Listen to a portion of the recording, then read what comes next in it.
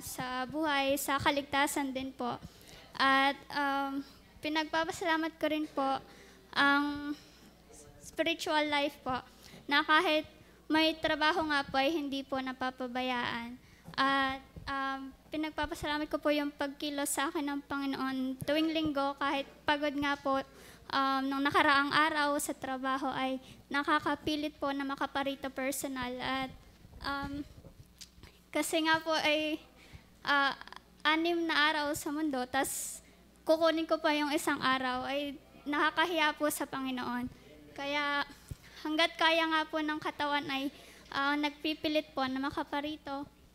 May pagkakataon nga po na talaga hindi na po kaya, kahit sa live stream po, pero iba pa rin po pag nandito. At ano po, sa trabaho din po, kilala nga rin pong Kristiyano. At nakakatuwa rin po ang pagkilos ng Panginoon sa akin. One time po ay ang amin pong account ay kinulang po sa oras. Di po nung nag-offer na po yung aming boss na pumasok ng linggo at may dagdag na 1K po on top pa po nung daily rate namin.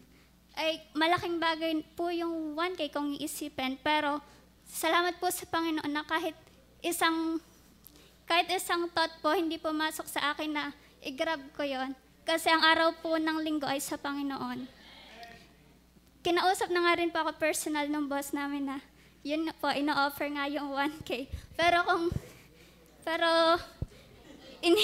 Gusto ko po sabihin, pero hindi ko po masabi na yung 1K po na yun ay hindi po makakompare sa halaga ng Panginoon.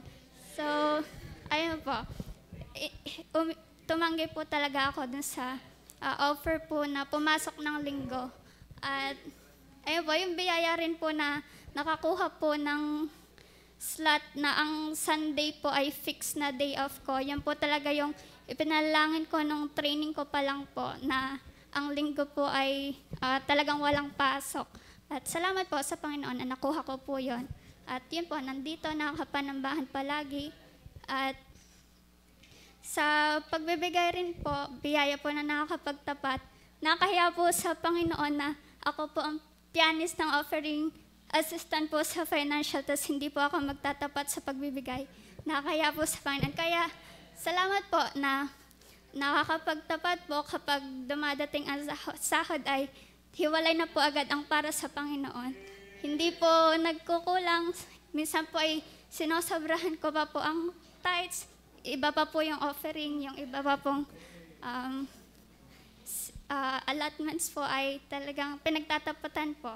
At salamat po sa pagkilos ng Panginoon. Sana nga po huwag pong mapalayo, kundi patuloy pong lumalim pa po sa Panginoon. Yun lang po, salamat po sa Panginoon.